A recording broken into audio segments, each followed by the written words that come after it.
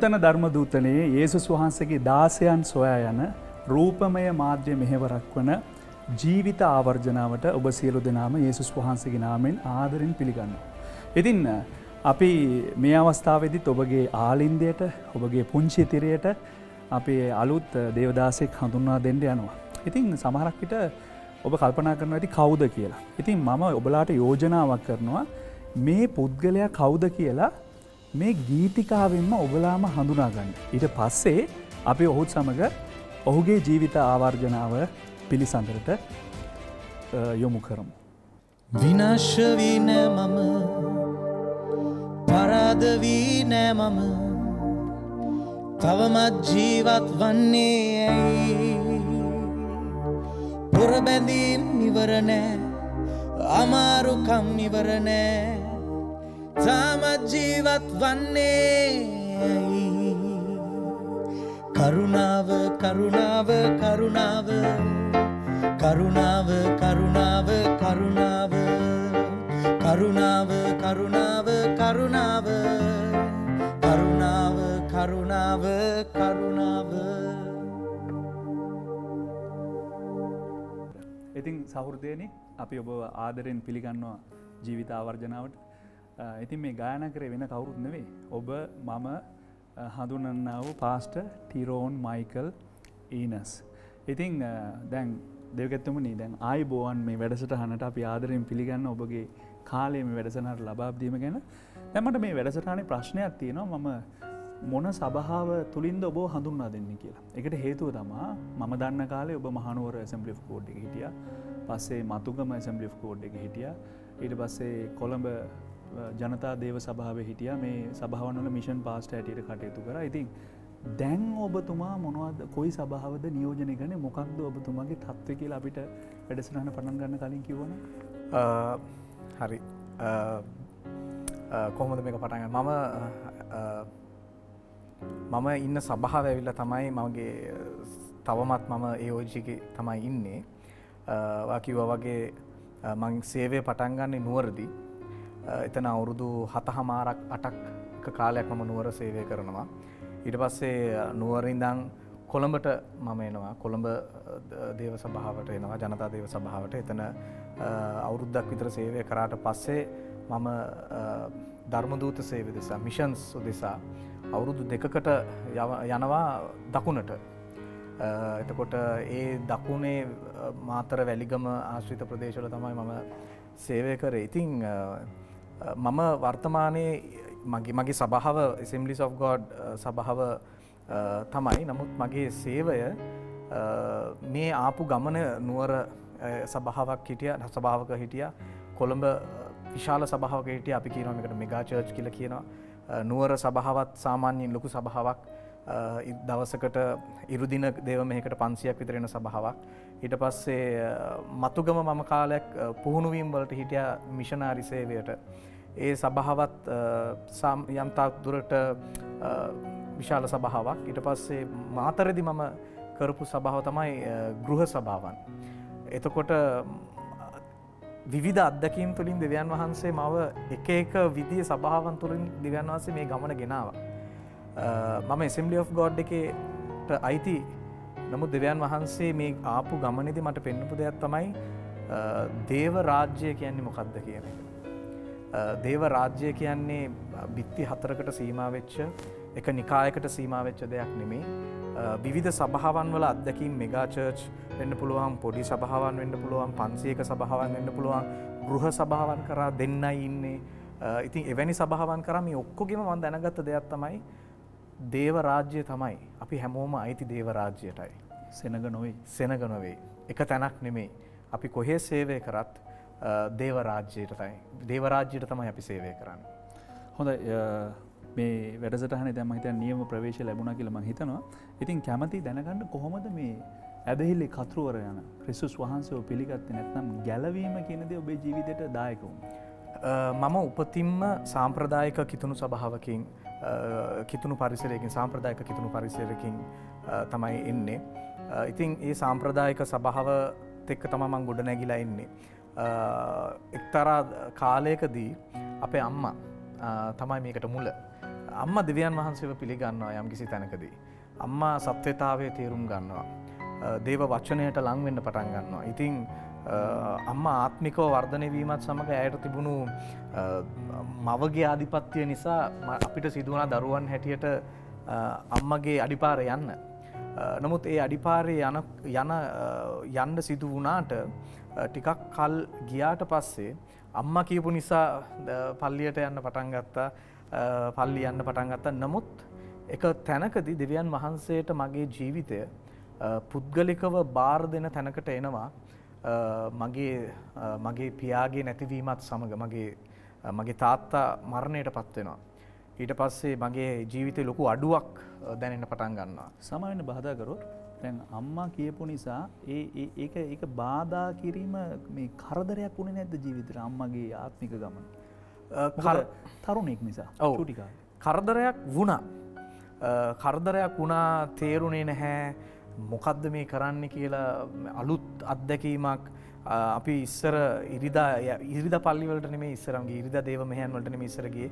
ඉස්සල අම්මා ගියේ පොය දවස්වල තියෙන නිරහර යාඥාවන් වලට. එතකොට ඒක අපිට හැදිච්ච පරිසරයත් එක්ක පුරුදුම නැති පරිසරයක්. අකමැත්තක් තිබුණා.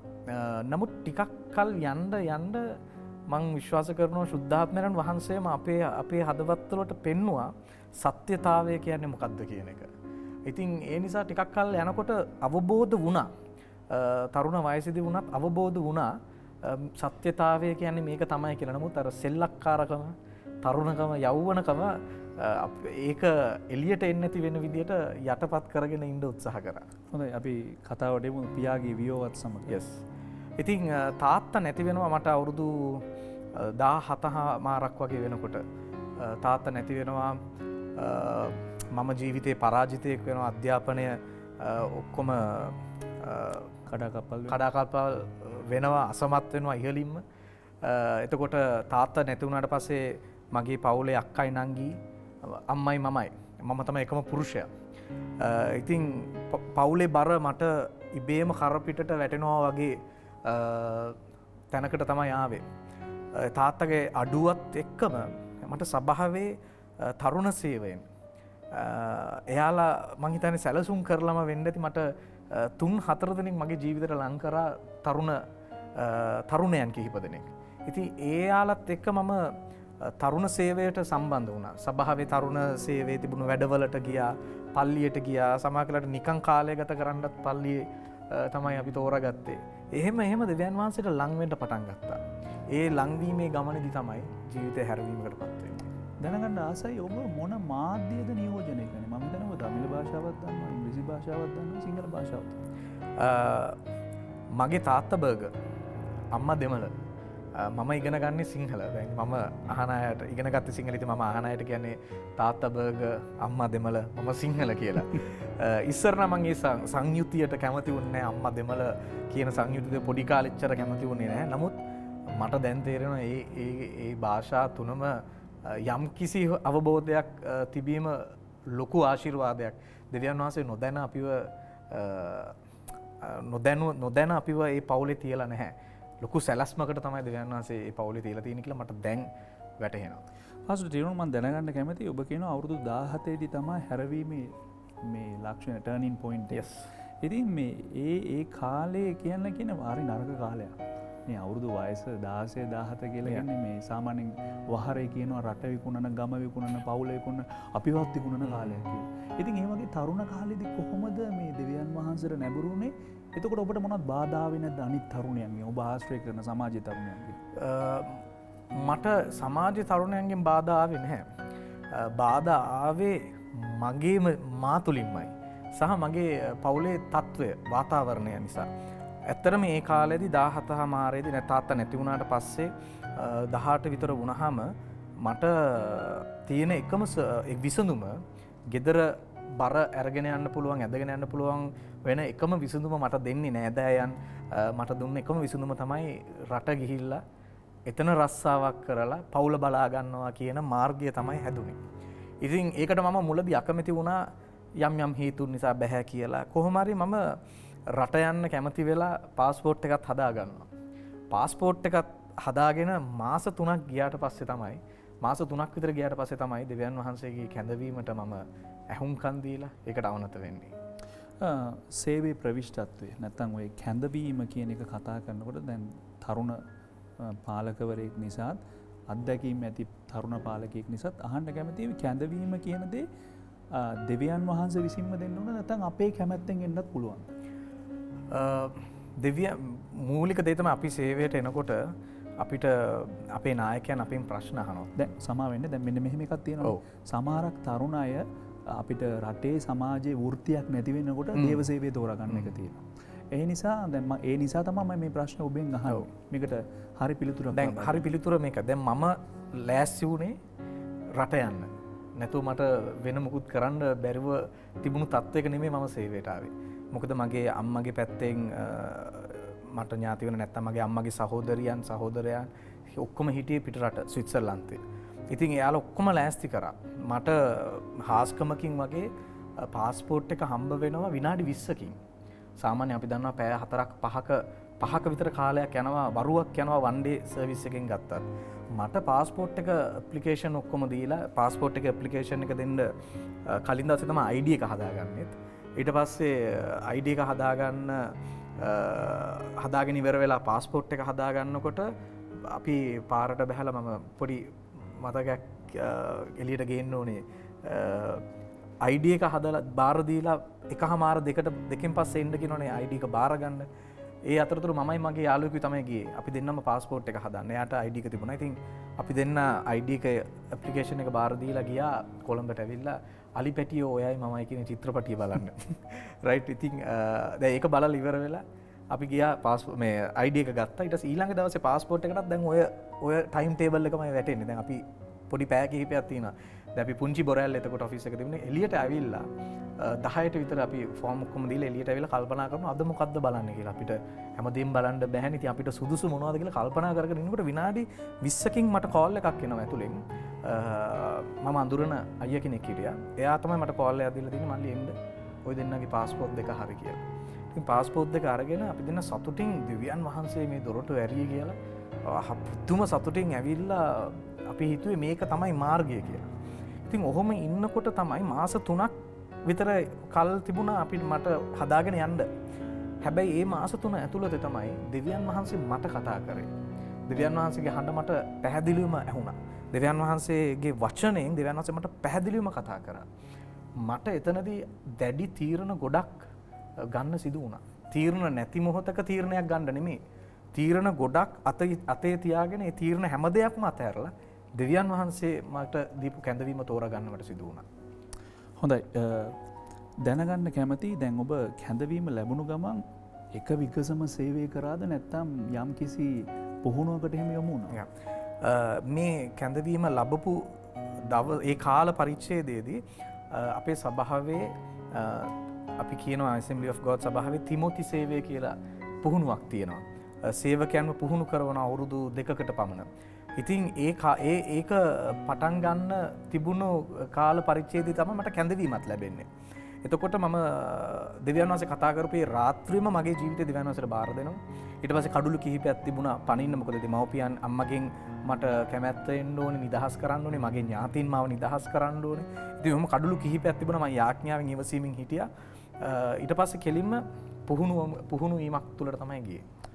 දැන් ඔය පුහුණු වීම කාලය තුලදී හිතුන්නේ නැද්ද මං තෝරාගත්තේ වැරදි මාර්ගය මේක දාලා යන්න ඕන නැහැ කියලා හිතුන්නේ නැද්ද? හොඳ ප්‍රශ්නයක්. මොකද දන්නවද? පුහුණු වීමේ මාර්ගය නෙමෙයි. පුහුණු වීමේ මාර්ගයේ එන්ට්‍රන්ස් එකේම මට යම්කිසි සිදුවීමක් වුණා. ඇතුල් වෙනකොටම ඇතුල් වෙච්ච මුල්ම දවසේ මැයි 3 වෙනිදා 2007 මැයි 3 අපිට දුන්න පළවෙනි වගකීම තමයි ප්ලාස්ටික් බාල්දි වලට වතුර දාලා රින්ග්ස් කුඩු දාලා නැත්නම් වොෂින් පවුඩර් දාලා ඒක හොඳට දිය කරලා චර්ච් එක ඇතුලේ බිත්ති හොදන්න දුන්නා. දැන් මම තෝරාගත්ත කොටස ස්ටේජ් එකේ උඩ බිත්තිය හොදන්න. කොහු බ්‍රෂ් එකක් තිබුණා. දැන් අපිට ආපු පළවෙනි දවසේම දුන්න වැඩේ. ඒක අරගෙන දැන් මම බිත්ති අතුල්ලනවා රබර් පේන්ට් එක ඇතුලේ බිත්ති අතුල්ලනවා දූවිලි යන්න. නුවර බෝල පල්ලිය. ඔබ දන්නවා ඇති. ඒක අතුල්ලනකොට මගේ හදවතට හඬක් ඇහෙනවා. මගේ හඳවතට හඬක් ඇහිලා කියන ටිරෝන් ඔයා ඉන්නේ වැරදි තැනක.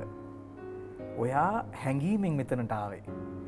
දැන් ඉවරයි. ඔයාට මෙතනින් ආයේ හැරෙන්න දෙයක් නැහැ. ඔයා දැන් අහුවෙලා ඉන්නේ කියලා එහෙම මාව ධෛර්යමත් කරන හඬක් මට ඇහුණා. ඒක ඇහිච්ච ගමන් මට දැනෙනවා මගේ හાર્ට් බීට් එක, මගේ හෘද ස්පන්දනය වේගෙන් ගැහෙනවා බයට. දැන් පළවෙනි දවසේම එන්ට්‍රන්ස් එකේදීම මට හිතෙනවා දැන් මේ වැරදි පාරේ මං ඉන්නේ කියලා. මෙහෙම බයෙන් ඉන්නකොට මේ බිත්ති අතුල් හાર્ට් එක දැනෙනවා, ගැහෙනවා. මට ශුද්ධාත්මයන් වහන්සේ මතක් කරා මට දේව වචනෙන් දෙවියන් වහන්සේ කතා කරපු බයිබල් පදය. ඒ යෙසායා පොතේ පළවෙනි පරිච්ඡේදයේ 19 20 වෙනි පද දෙක තමයි දෙවියන් වහන්සේ මට කතා කරේ. ඒ බයිබල් පදේ ශුද්ධාත්මයන් වහන්සේ මට මතක් කරපු ගමන්, ඒ හඬ මතක් වෙච්ච ගමන් ඒ බය ක්ෂණයකින් නැති වුණා. අද වෙනකන් මට සැකයක්වත් බයක්වත් ඇවිල්ලා නැහැ. හොඳයි, මම ඔබගෙන් අහන්න කැමති, මම දැකලා තිනවා සමහරක් වේදිකාවන් වල, අල්තාරයන් වල ඔබ බය නැතුව ඔබ ප්‍රකාශ කරන එක දෙයක් තමයි මම සුදුසුකම් නැති පුද්ගලයෙක්. මම මෙතන ඉන්න ඕන එක්කෙනෙක් නෙවෙයි. හැබැයි මම නැති වෙලා ඉන්න ඕන එක්කෙනෙක්. මම ඔබලා ඉදිරියේ ඉන්නවා. මොකක්ද ඒ කතාව? ගොඩක් වෙලාට මේ මං කලින් ගායනා කරපු ගීතිකාව මගේ ජීවිතේට ගොඩක් සමීපයි. ඇත්තම කතාව මම කෙටියෙන් කියන්නම්. මාව අම්මා ගබ්සා කරන්න උත්සාහ කරපු කෙනෙක්. ගබ්සා කරන්න උත්සාහ කරා කියන්නේ මගේ අපේ දුප්පත් පවුලකින් එන්නේ යුද්ධ කාලයක තිරුකුණාමලේ තමයි මම ඉපදෙන්නේ. මට කලින් අවුරුද්දේ අක්කා ඉපදුනා. ඉතින් ඒකත් ඒ අක්කා ඉපදිනාට පස්සේ මම අම්මගේ කුසට ගැබ් ගත්තට පස්සේ ඒක එයාලට මම හිතන්නේ දරා ගන්න බැරි වුණා. එකපාරට ආර්ථික අපහසුතාවයන් නිසා එයාලා try කරා මාව නැති කරන්න. ඒත් දොස්තරවරු කියලා තියෙනවා මේක දැන් පරක්කු වැඩි, දරුවාව බිහි කරන්න වෙනවා කියලා. ඒ විතරක් නෙමෙයි, මාසයකට විතර උඩදී මට අම්මා තව කතාවක් කිව්වා.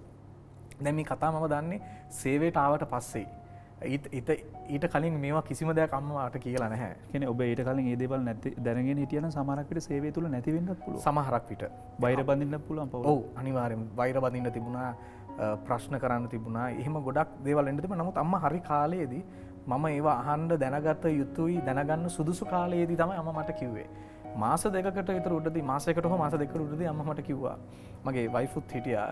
අම්මා මේක කියනකොට මම ගෙදර ඉපදුනේ. ගෙදර ඉපදිලා විනාඩි ගාණක් යනකම් මම අඬලා නැහැ. ඕ ගෙදර හිටපු අපේ මාමා, අම්මගේ අම්මා ඔක්කොමලාම අඬනවා. දැන් හිතලා තියෙනවා මම මැරිලා. විනාඩි ගාණක් මම කිසිම චලනයක් නැහැ. මැරිච්ච දරුවෙක් තමයි. ඒ කියන්නේ ආරෝග්‍ය ශාලාවක නෙමෙයි, ගෙදර තමයි ඉපදෙන්නේ. ඊට පස්සේ විනාඩි ගාණක් ඉඳලා ඊට පස්සේ තමයි එකපාරට මං අඬලා තියෙන්නේ. ඉතින් අම්මා කියපු දේ තමයි ඇත්තටම ඉපදෙනකොට මැරිලා තමයි හිටියේ. ඉතින් ඒකයි මම කියන්නේ මම මෙතන ඉන්න සුදුසු කෙනෙක් නෙමෙයි කියලා. අනික සුදුසුකම් කියන්නේ අධ්‍යාපනය ඉහළින්ම අසමත්. ජීවිතේට O level වලින් වැදගත්ම සබ්ජෙක්ට්ස් නැත්නම් විෂයන් මම අසමත්. මම ජීවිතේ වැඩිම ලකුණු ගන්නේ ශිෂ්‍යත්වයේදී. ඒත් අසමත්. රයිට්, ශිෂ්‍යත්වයේ තමයි වැඩි ලකුණු ගන්නේ. එතන ඉඳන්ම අසමත්. ඉතින් O level වලටත් ඇවිල්ලා ගණිතය, විද්‍යාව, ඉතිහාසය, සමාජ අධ්‍යයනය, දමිළ භාෂාව, මොකද්ද කියන්නේ අපි කියනවා ආගම කියලා, ඒ විෂය, කොහොම විෂයන්, සිංහල විෂයන් 6ක් මම ෆේල් වෙනවා. ඉතින් එතනින් එහාට මට අධ්‍යාපනය ලබන්න සුදුසුකම් නැහැනේ. ඉතින් මට අධ්‍යාපනය එහෙම්මම නැති වෙනවා. ඒකයි මම සුදුසුකම් මට නැහැ කියලා කියන්නේ. හොඳයි පාස්ටර් ටිරෝන්, මම දැනගන්න කැමති ඔබ තිමෝති පාඨමාලාව හදාරනවා. ඉතින් මේ මම පිළිතුර බලාපොරොත්තු වෙන්නේ මේ අවස්ථාවේදී නායකත්වයක් තුළ ගොඩනැගෙන එක කෙතරම් වැදගත්ද? මම අහන්න කැමති කෙතරම් නායකයෝ සංඛ්‍යාවක් යටතේ ඔබ පුහුණු වීම ලැබලා තිබෙනවද? මට විශේෂයෙන්ම කියන්න පුළුවන් මට නායකයන් දෙදෙනෙක් ඉඳලා තියෙනවා. ඉතාමත්ම වැදගත් නායකයෙක් යටතේ ඉන්න එක, නායකයෙක්ගේ යටතේ පුහුණු වීම ලබන එක ඉතාමත්ම වැදගත්. මට ප්‍රධාන කොට නායකයන් දෙදෙනෙක් ඉඳලා තියෙනවා. ඉතින් එතනදී හරියට ඔබ මතක් කරොත් මේ වෙලාවේදී පාස්ටර් මොහන් බ්ලෙසිං මගේ පළමු ආත්මික පියා. එයා මම හිතනවා අද මම යම් කිසි තැනක ඉන්නවා නම් එයා දීපු පුහුණු පාස්ටර් මොහාන් මට දීපු පුහුණුව තමයි සහ එයා මාව මොනවද කියන්නේ මාව විවෘත කරා මහා පරාසයකට දේවල් වලට බය නැතුව මාව දැම්මා මාව විශ්වාස කරලා මට අභියෝග බාර දුන්නා මම තරුණයෙක් රයිට් මම සේවයට විශ්වවත් වෙලා නැහැ ඒත් විශ්වාස කරලා ගොඩාක් දේවල් දීලා මාව පුහුණු කරලා උගන්වලා බයිබලයේ කියලා දීලා ජීවිතයේ පරමාර්ථයක් දීලා සෑහෙන්න දෙවියන් වහන්සේ මගේ පළමු නායක පාස්ටර් මොහන්ව පාවිච්චි කරා මම කියන්න පුළුවන් අද මම මේ තරමට ශක්තිමත්ව ඉන්නවා නම් ඉන්නේ ඔහු දීපු පන්නරය සහ පුහුණුව. අනිත් එක්කන මම කොළඹ ආවට පස්සේ පාස්ටර් ඩිෂාන්ගේ නායකත්වයේ යටතේ මම ඉන්නවා. පාස්ටර් ඩිෂාන් මාව තවත් අභියෝගයකට දානවා මිෂන්ස් කියන අභියෝගයකට. මාවයි තවත් මාත් එක්ක තව තරුණෙක් වයි දානවා ජීවිතේ පළවෙනි වතාවට මම මිෂනාරි වරෙක් වශයෙන් යන්න කැඳවීමක් තිබුණු තියෙන කෙනෙක් හැටියට නෙමෙයි මාව දකින්නේ. නමුත් මාව දැම්මා එතනට. ඉතින් මම විශ්වාස කරා දෙවියන් වහන්සේ නායකයන්ව පාවිච්චි කරනවා අපිව හැඩගස්වන්න. අපි තුල අපි දන්නේ නැති දේවල් ගවේෂණ අපි තුලින් එළියට ගන්න නායකයන්ව පාවිච්චි කරනවා. ඇහොත් ඔබලාගේ නිකායේ පාස්ටර් කෝල්ටන් වික්‍රමරත්න. ඔව්. බලපෑමක් වුණේම නැද්ද ඔබගේ ජීවිතේ? බලපෑමක් වෙලා තියෙනවා. මම පාස්ටර් කෝල්ටන්ගේ ළඟින්ම ඉඳලා අත්දැකීමක් මට නැහැ. නමුත් මම කියන්න ඕනේ අත මම කරන සේවයට පාස්ටර් කෝල්ටන්ගෙන් ලැබුණු පාස්ටර් කෝල්ටන්ගෙන් ඇහුණු පණිවිඩ පාස්ටර් කෝල්ටන්ගෙන් අහපු දේශනාවලින් ආත්මයට වැටිච්ච බීජ අද මගේ හાર્ට් බීට් එක බවට පත් වෙලා තියෙනවා. මගේ හද ගැස්ම බවට පත් වෙලා තිබෙනවා. ඒක ලොකු ආත්මික බලපෑමක් මගේ ජීවිතේ. හොඳයි ඔබව ලෝකයක් නැත්නම් ලංකාවත් ඒ වගේම ජාත්‍යන්තර සභාවන් වල ඔබ සේවය කරනවා සේවයන් වලට යනවා. ඉතින් මේ හැම සභාවක්ම ඔබව දකින්නේ මේ නමස්කාර මෙහෙවන්නේ. නැත්නම් මේ ගීතිකා ගායනා කරන්නෙක් හැටියට. මේ කොහොමද මේ ආభాෂය ලැබුණේ? කොහොමද ගීතිකා ගායනා කිරීමට ගීතිකා ලිවීමට මේ ඔබ නැඹුරුනේ? මම සේවයට එනකොට සේවය කියන්නේ පුළුල් පරාසයක්නේ. සේවය තුල පැතිකඩම් ගොඩක් තියෙනවා. මම දන්නේ නැහැ මම මොන අංශයට දෙවියන් වහන්සේ කැඳවලා තියෙන්නේ කියලා. එක දවසකදී 2007ෙම යාඥාවකට මම යනවා. යම්කිසි ස්ථානයකට පිටරට නැත්තම් අපි කියන්නේ සුද්දෝ වගේක් රයිට් සුදු නෝනලා වගේක් සිස්ටර්ස්ලා වගේ ෆොරින් අය ඇවිල්ලා මෙහෙවපු යාඥාවකට මම යනවා. ඊට පස්සේ අවසානයේදී අල්තාර කැඳවීමකදී අපි පොලිමේ ඉන්නවා යාඥා කරගන්න. දැන් මම මහා අපේක්ෂාවකින් ඉන්නවා මේ සුදු නෝන කෙනෙක් මට අත දීලා යාඥා කරන්න ඕනේ. අපිට තියෙනවානේ පොඩි මානසිකත්වයක් තියෙනවානේ. එහෙම අය ස්වර්ගයට ළඟයි වගේ මානසිකත්වයක් තියෙනවානේ. ඉතින් ආසියාතිකරණයේ තිබෙනවා අපිට තියෙනවා ඒක. අපි හිතනවා එයාලා අපිට වඩා ඉහළින් ඉන්නවා කියලා. ඉතින් මම හිතනවා මට මේ පොලිමේ ඉන්නෙම මේ සුදු ඇන්ටි මට ඔළුවට අත තියලා යාඥා කරලා මොනවා හරි දෙයක් මට කතා කරයි කියලා. ඊට පස්සේ මම ඔහොම යනකොට මම එක තැනකදී යාඥා කරනවා දෙන්නෙක් විතර මට ඉස්සරහින් ඉඳි මම කියනවා ස්වාමිනී මගේ හදවත පොතක් වගේ ඔබ වහන්සේ ඉදිරියේ දිගාරින්න. මට කැමති දෙයක් කතා කරන්න මම ඕන දෙයක් අතාරින්න ලෑස්ති ඕන දෙයක් කරන්න ලෑස්ති. මේ සේවයට ඇවිල්ලා මුල. ඒ කියන්නේ හරි හිස් මොකටද ආවේ සේවයට තමයි ආවේ. නමුත් මොකද්ද මම කරන්න කියලා මම දන්නේ නැහැ. ඊට පස්සේ මට කලින් ඉන්න එක්කන එනකොට අර සුදු ඇන්ටි ගිහිල්ලා අපේ ලංකාවේ සිස්ටර් කෙනෙක් එනවා යාඥා කරන්න. මම මානසිකව කඩා වැටුණා. ඊට පස්සේ මම ඒ වෙලාවේ ආයෙ හිත ශක්තිමත් කරගෙන ගියා ස්වාමීනි ඔබ වහන්සේට ඕන කෙනෙක් තුලින් කතා කරන්න පුළුවන්. මට අද කතා කරන්නම ඕනේ කියන අදිෂ්ඨානෙන් ගියා. ඊට පස්සේ මේ සිස්ටර් ළඟට මම ගියාන් පස්සේ සිස්ටර් කිව්වා පුතේ දෙවියන් වහන්සේ වාගේ හදවත පොතක් වගේ කියවනවා කිව්වා. මම දෙන්නෙකුට කලින් කරපු යාඥාව ඒ සිස්ටර් කියනවා. ඊට පස්සේ කියනවා පුතේ ඔයා අද ඉන්නේ පැත්තකට විසි කරලා දාපු ගලක් වගේ. පයින් ගැස්සෙන කාටත් වැදගත් නැති ගලක් වගේ. හැබැයි දන්නවද ඒ ගල දෙවියන් වහන්සේගේ අතට ගන්නවා. දෙවියන් වහන්සේ තමයි නිර්මාතෘවරයා. නිර්මාණය කරන කෙනා. දෙවියන් වහන්සේ ඒ වැඩකට නැති හැඩයක් නැති ගල අරගෙන අනර්ග නිර්මාණයක් කරන්න යනවා. මිනිස්යන් විසින් මුදල් දීලා හෝ ලබා ගන්නට පුළුවන් වන තරමට වටිනා නිර්මාණයක් ඔයා තුළින් දෙවියන් වහන්සේ කරන්න යනවා. ඔයාව සුවඳ දුමක් හැටියට දෙවියන් වහන්සේ පාවිච්චි කරනවා කියලා කිව්වා. මේ වචන තමයි මට අද වෙනකම් මගේ ආත්මය කෙටිලා තියෙන වචන. එතකොට මම සුවඳ දුම කියන්නේ මොකක්ද ඒව මම දන්නේ මම මගේ නායකයාත් එක්ක බෙදා ගන්නවා. ඊට පස්සේ පාස්ටර් තමයි මට කියන්නේ මේකේ තේරුම තමයි දෙවියන් වහන්සේ ආව නමස්කාරය තුලින් පාවිච්චි කරන්න යනවා කියලා.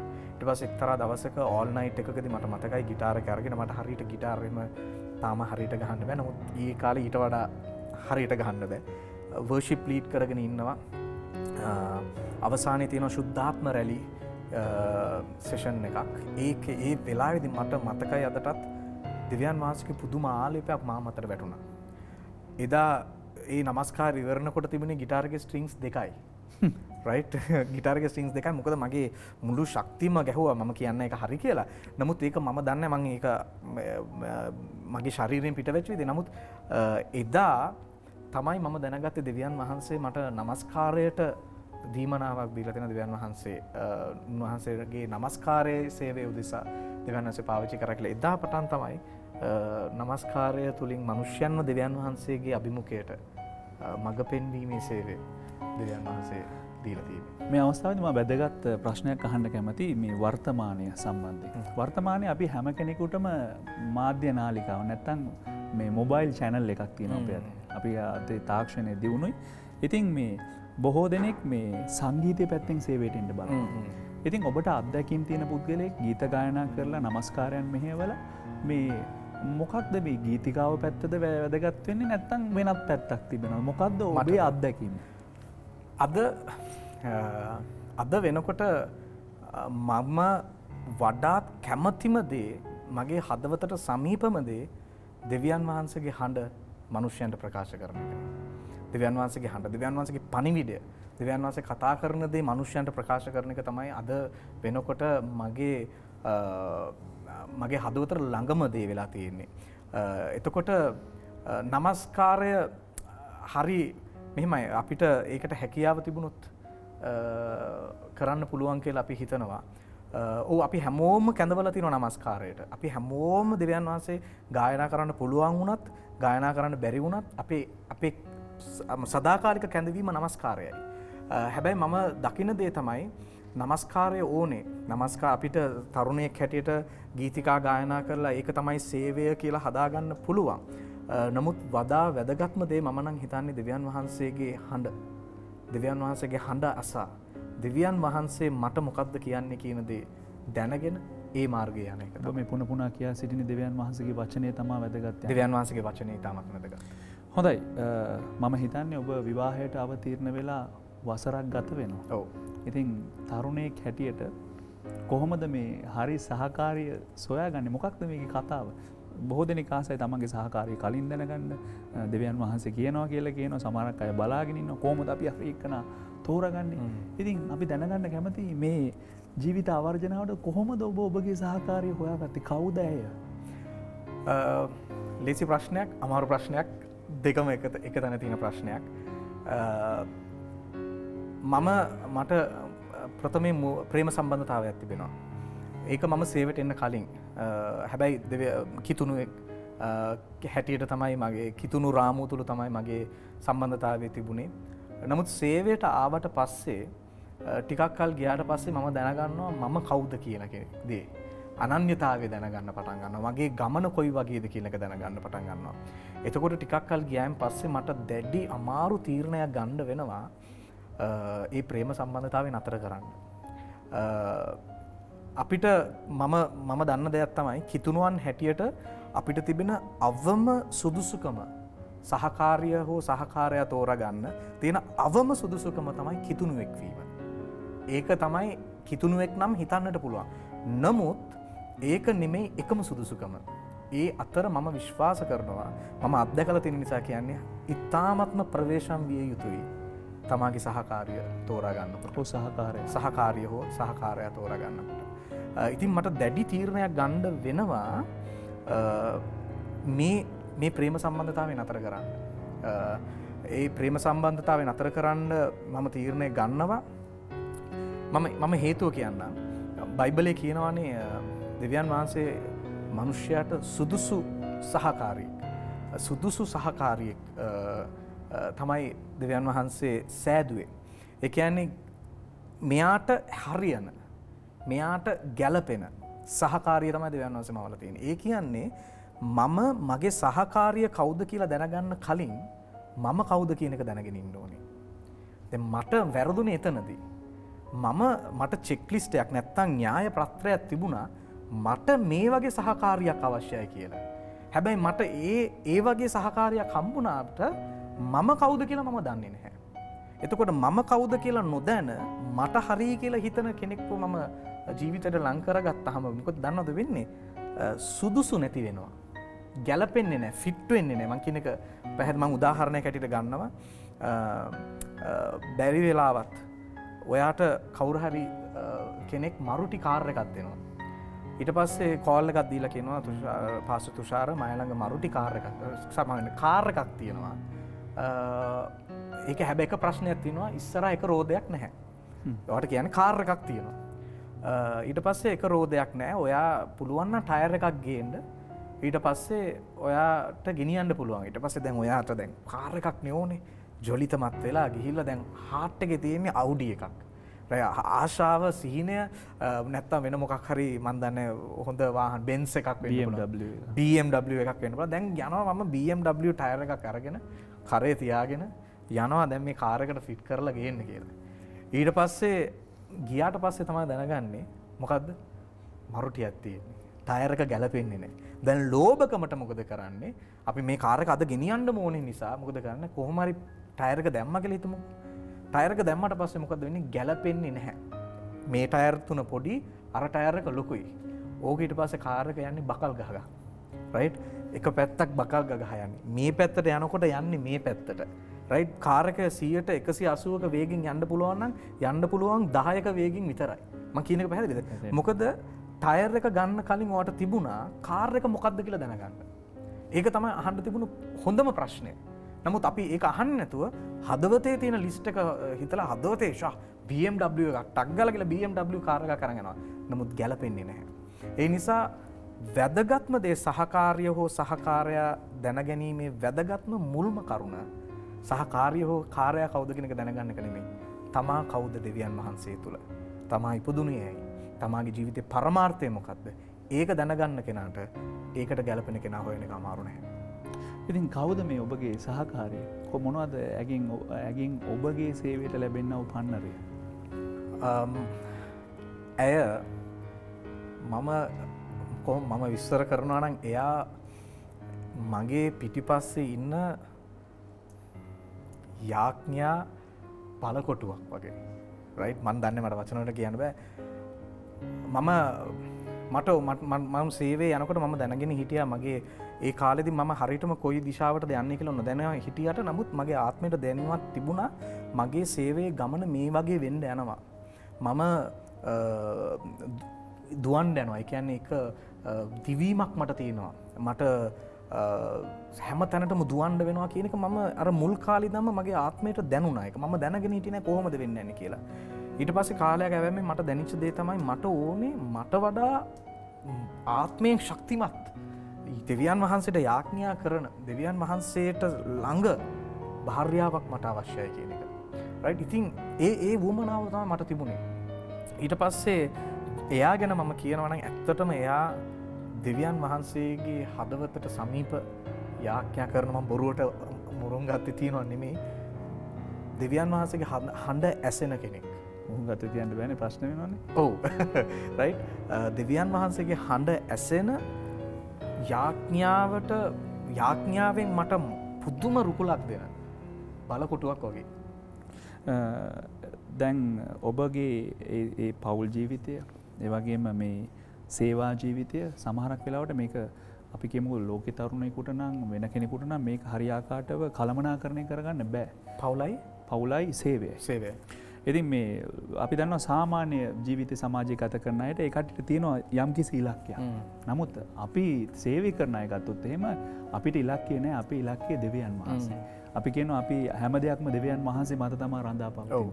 කොහොමද මේ ජීවිතය පෞල් ජීවිතයේ මේ හැම දෙයක්ම ආර්ථිකයේ සේවය කළමනාකරණය කරගන්නේ? අපි ඉගෙන ගන්න කියන්නේ සේවයට මුල ආවහම මට අපි ඉගෙනගෙන තියෙනවා අපි හැමෝම දන්නවා 1 2 3ක් දීලා තිබුණා. එක දෙවියන් වහන්සේ. මේක හොඳට තේරුම් ගත්තොත් කවුරුත් මාව වරදවා තේරුම් ගන්න නැති වෙයි කියලා මම විශ්වාස කරනවා. 1 දෙවියන් වහන්සේ, 2 පවුල, 3 සේවය, ඊට පස්සේ තමයි අනිත් ඔක්කොම දරුවෝද ඒ ඔක්කොම එන්නේ කියන ප්‍රමුඛත්වයේ ලයිස්තුවක් අපි ඉගෙනගෙන තිබෙනවා. මං හරි ඇති කියලා මම විශ්වාස කරනවා. 1 දෙවියන් වහන්සේ, 2 පවුල, 3 සේවය, ඊට පස්සේ අනිත් සියල්ල එතනින් පල්ලෙහාට තමයි යන්නේ කියලා. මමත් මේක දැඩිවම විශ්වාස කරා සහ දැඩිව මේ ගැන හිතුවා. මගේ පෞල් ජීවිතේ මෙහෙම තමයි වෙන්න යන්නේ කියලා. හැබැයි ටිකක් කල් යන්න මම තේරුම් ගත්තා ඒ සූත්‍රය වැරදි කියලා. ඒ සූත්‍රය හරි නැහැ කියලා මම තේරුම් ගත්තා. මොකද මගේ අම්මා මගෙන් ප්‍රශ්නයක් අහනවා සේවයට යන්න කලින් කවුරු හරි ටිරෝන් ඔයාගෙන් ඇහුවොත් ඔයා සේවය කරන්නේ ඇයි කියලා ඔයා මොකද්ද දෙන්න යන උත්තරේ කියලා. මම කිව්වා මට කැඳවීම තිබෙන නිසා කියලා. අම්මා කිව්වා නැහැ කියලා. මං කිව්වා මට දෙවියන් වහන්සේ කතා කරපු නිසා කියලා. මට බයිබල් පදයක් තියෙන නිසා කියලා. අම්මා කිව්වා නැහැ කියලා. මං එහෙම උත්තර 3-4ක් දුන්නා. අම්මා කිව්වා අම්මා එකඟ වුණේ නැහැ. ඊට පස්සේ අම්මා කිව්වා නෑ ඔයා සේවය කරනවා නම් සේවය කරන්න ඕනේ දෙවියන් වහන්සේට ආදරේ නිසායි කියලා. ප්‍රේම කරන නිසායි කියලා. ඒ වෙලාවේ මට නිකන් ඒක තව දේශනාවක් වගේ තමයි ඇහුනේ. හැබැයි ටිකක් කල් ගියාන් පස්සේ මට තේරුණා ප්‍රේම නොකර දෙවියන් වහන්සේට සේවය කරන්න බෑ කියන එක. සේවයයි ප්‍රේමයෙන් උත්පාදනය වෙන දෙයක් තමයි සේවය කියන්නේ. ප්‍රේමය නිසා කරන දෙයක්.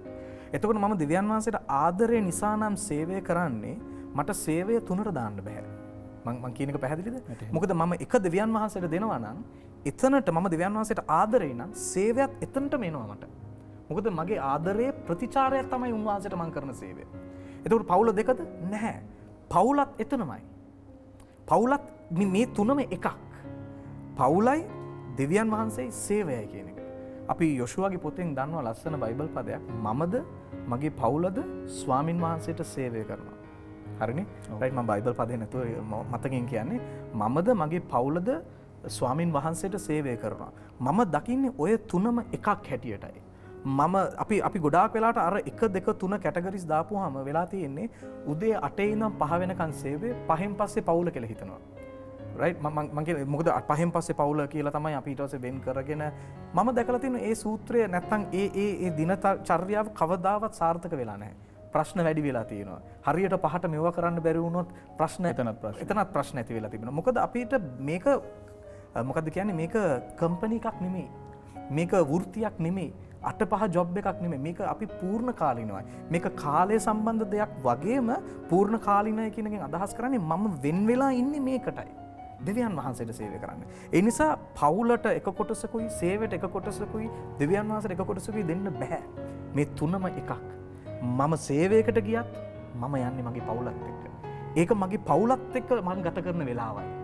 සේවයට යන්නේ. හැබැයි ඒක මගේ පවුලේ ෆැමිලි ටයිම් එක. මං කියන එක තේරෙනවද මම දන්නේ නැහැ. රයිට් ඉතින් මම සහ මගේ භාර්යාව මම මේක මගේ භාර්යාවටත් මම කියලා දීලා තියෙනවා. මම කිව්වා මට මේක තුනක් නෙමෙයි. මේක එකක්. මම දෙවියන් වහන්සේට ආදරෙයි. ඒ නිසායි සේවය කරන්නේ. ඒ වගේම තමයි මගේ පවුලත් දෙවියන් වහන්සේට සේවය. මට මේ තුනක් නෙමෙයි. මොනම වෙලාවෙ හරි කමන්නේ. අපි මොනවා කරත් මේ තුන සම්පූර්ණ වෙන්න ඕනේ. දෙවියන් වහන්සේ සේවය පවුල. ඒ ඔබේ මතය සහ ඔබ ඒ දේ තුල රඳා පවතින. ඉතින් මේ පාස්ටර් ටිරෝන් අපි දැනගන්න කැමති කොහොමද මේ ඇදහිල්ල මේ වර්ධනය කරගෙන යන්නේ මේ සේවය තුල කඩා හැලෙන්නේ නැද්ද? දැන් මෙච්චර ඔබ දීර්ඝ ගමනක් පැමිණ තිබෙනවා. මේ කතාවේ අපිට දැනෙන දෙයක් තමයි ඔබට මඟ පෙන්වන්නේ කැටිනේ ඉඳලා තිනවා නිරතුරුවම ඔබගේ අම්මා. දැන් ඔය අයගේ අනුශාසනා නැත්තම් වෙන දෙයක් නැත්තම් ජීවිතේ මේ ආපු මගදී කඩා වැටුනේම නැද්ද? කඩා වැටෙන්න ගියපු අවස්ථා තිබුණා.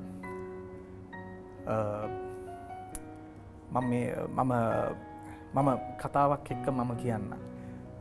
මම ඉස්සලාම කිව්වා වගේ බිත්ති හෝදනකොට යක්ෂයා මගේ හදවතට කතා කරා. මාව වටන්න. හැබැයි ශුද්ධාත්මයන් වහන්සේ මට මතක් කරා දෙවියන් වහන්සේ මට කතා කරපු දේ. ඒ හඬත් එක්කම මගේ බය නැති වුණා. ඒ හඬත් එක්කම මට ඇදහිල්ල ආවා. මගේ අම්මා මට සෑහෙන යාඥාවෙන් සහ මඟ පෙන්වීමෙන් සෑහෙන ලොකු ශක්තියක් වෙලා තියෙනවා. නායකයන් ලොකු ශක්තියක් වෙලා තියෙනවා. නමුත් හැම වෙලෙම මේ හැමෝම අපි ළඟ ඉන්න යන්නේ නැහැ. අපි ආත්මිකව අපි මේ ගමන යන්න අපි තනි වෙන තැනකට එනවා. අපි අපි මොකද කියන්නේ සුක්ඛානම අතට ගන්න තැනක් එනවා. ඒ කියන්නේ මමත්වයේ මත දුවන ගමනක් නෙමෙයි. මොකද්ද ඒ තැන? මොකද්ද එතන තියෙන සුරක්ෂිතභාවය? යොෂුවට මෝසෙස් හිටියා. මෝසෙස්ට කවුද හිටියේ? අපි කියන්න බලන් ජෙත්‍රෝ ඇවිල්ලා මෝසෙස්ගේ මාමණ්ඩි ඇවිල්ලා යම්කිසි කලමනාකරණය මැනේජ්මන්ට් සම්බන්ධව දෙයක් කරගෙන නමුත් ජෙත්‍රෝ නෙමෙයි ආත්මික පියා. ජෙත්‍රෝ මෝසෙස්ට කවුද හිටියේ? මෝසෙස්ට හිටියේ දෙවියන් වහන්සේ විතරයි. මෝසෙස්ට ලැබෙන්න පුළුවන් අමාරුම ගමන හම්බුනේ. මෝසෙස්ට ලැබෙන්න පුළුවන් මුරණ්ඩුම තද කුලල් ඇති සෙනගක් තමයි හම්බුනේ. හැබැයි කොහොමද මෝසෙස් කලකිරෙන්නේ නැතුව ආවේ? කොහොමද ඒ කාන්තාරයෙන් පොරොන්දු දේශයේ දකින්න තැනට හරි ආවේ? එයාට දෙවියන් වහන්සේත් එක්ක සම්මුඛ වීමක් තිබුණ නිසායි. අහන්න කැමති පූර්ණ කාලීන සේවකයෙක් හැටියට කොපමණ කාලයක් සේවය කරනවද? දැන් අවුරුදු 14මාරක් විතර වෙනවා. අවුරුදු 15ක් වෙන්න 15ක් විතර වෙනවා. දැම්මම තීරණයක් කරන් තියනවද සේවය කොයි කාලෙද හමාර කරන්න ඕන විශ්‍රාම යනවද? මොකක්ද ඔබේ මතය ඒ පිළිබඳව? එහෙම එකක් හිතලත් නැහැ. මම විශ්වාස කරනවා සේවයේ විවිධ කාලයන් වල ඍතුන් වෙනස් වෙනවා, සීසන්ස් වෙනස් වෙනවා. මම අද කරන දේ මම හැමදාම සදහටම කරගෙන ඉඳී කියන එක මම විශ්වාස කරන්නේ නැහැ. ඒ කාලයේදී ඒ දශකයේදී දෙවියන් වහන්සේට මාව ඕන විදිහට දෙවියන් වහන්සේ පාවිච්චි කරයි. ඉතින් දුර්වල වුණොත් ඇරෙන්න, කතා කරන්න බැරි වුණොත් ඇරෙන්න හම්බෙන හැම මොහොතකම සේවය. ඒකමද ඔබගේ ඉදිරි දැක්ම? yes. හොඳයි. අපි සුතිවන්ත වෙනවා මෙතරම් දේවල් අපේ මේ වැඩසටහනට ඔබ විසින් ඉදිරිපත් කළ නිසා. මේ අවස්ථාවේදී ඔබගෙන් ඉල්ලා සිටිනවා මේ වැඩසටහන් අරමුණ බොහෝ දෙනෙක් සිටිනවා. සමහරක් අය සේවකයන් වෙන්න පුළුවන්, සමහරක් විට දේශයේ ඒ වගේම දේශාන්තරව සිටින අය වෙන්න පුළුවන්. ඔවුන්ට මේ අවස්ථාවේදී ඔබට දෙන්න පුළුවන් මේ කෙටි පණිවිඩය කුමක්ද? thank you. අනර්ග අවස්ථාවක්. මේක මගේ ආත්මයේ කැකෑරෙන දෙයක්. ඉතින් සරලයි වගේ ඇහෙන්න පුළුවන් නමුත් බලවන්තයි. මට කියන්න තියෙන පණිවිඩය තමයි අද ගොඩක් අය සේවයේ ඉන්නවා. අවුරුදු ගානක් දෙවියන් වහන්සේට සේවය කරගෙන දෙවියන් වහන්සේගේ රාජ්‍යයේ දේවල් කරගෙන ඉන්නවා. නමුත් අපි දකිනවා ආත්මයේ ඉංග්‍රීසි වචනයක් තියෙනවා ස්ටැග්නේටඩ් කියලා. ආත්මිකව නතර වෙච්ච, එක තැන නතර වෙච්ච ස්වභාවයක් අපි දකිනවා. මේකට හේතුව තමයි බහුතරයක් අද සේවයේ ඉන්නේ එක සැරයක් දෙවියන් වහන්සේගේ හඬ ඇහිච්ච සෙනගක් නිසා. ජීවිතයට එක පාරයි බොහෝ විට ඔවුන්ට දෙවියන් වහන්සේගේ හඬ ඇහිලා තියෙන්නේ ඒ සේවයට කැඳවීම ලැබුණු දවසේ විතරයි. එතනින් එහාට අපි ගොඩක් අය යාන්ත්‍රණයකට වැටිලා ඒ යාන්ත්‍රණය තුල ඉබේම යන තත්වයකට පත් වෙලා තියෙනවා. මම කියන එක තේරෙනවද නැහැ? සිස්ටම් එකකට. ඒතම අපි කිව්වා වගේ පුහුණු වීම. අපි හිතනවා ඒ පුහුණු වීමෙන් අපි යනවා. ඊට පස්සේ බයිබල් කොලෙජ් එකට යනවා. ඊට පස්සේ සභා සංවිධානය තුල යම්කිසි ක්‍රියාපටිපාටියන් තුලින් යනවා. එතකොට අපි දේශනා ශිල්පය හදාරනවා. බයිබල් අධ්‍යයනය හදාරනවා. අපි දේශනා කරන්න දන්නවා. අත්දැකීම් එනවා. වර්ෂිප් ලීඩ් කරන්න දන්නවා. එතකොට පල්ලියක් කරන්න දන්නවා. ඉතින් අපි මේ යාන්ත්‍රණයකට වැටිලා එක දවසේ හඬ ඇහුනේ. ඊට පස්සේ අපි යාන්ත්‍රණයකට ඉඩ සලස්වනවා අපේ ගමන නිගමනය කරන්න. අපේ ගමනාන්තරය නිගමනය කරන්න. ඉතින් ඒ යාන්ත්‍රණය අපිව ගෙනියන පැත්තෙන්ම යනවා. ඔව් අපි එහෙම යා යුතු කාලයක් තියෙනවා. නමුත් එක දවසක් එන්න යනවා අපි දෙවියන් වහන්සේට ඔව් කියන්න සිද්ධ වෙන තැනක්. මම කියන එක පැහැදිලිද දන්නේ රයිට්?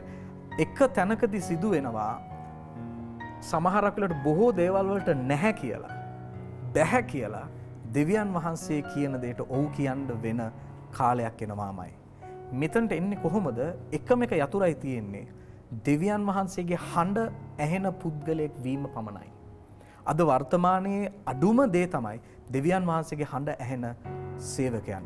දෙවියන් වහන්සේ අන්තිමට කවද්ද ඔබට කතා කරේ? දෙවියන් වහන්සේ අන්තිමට ඔබට පෙන්නපු දේ මොකක්ද?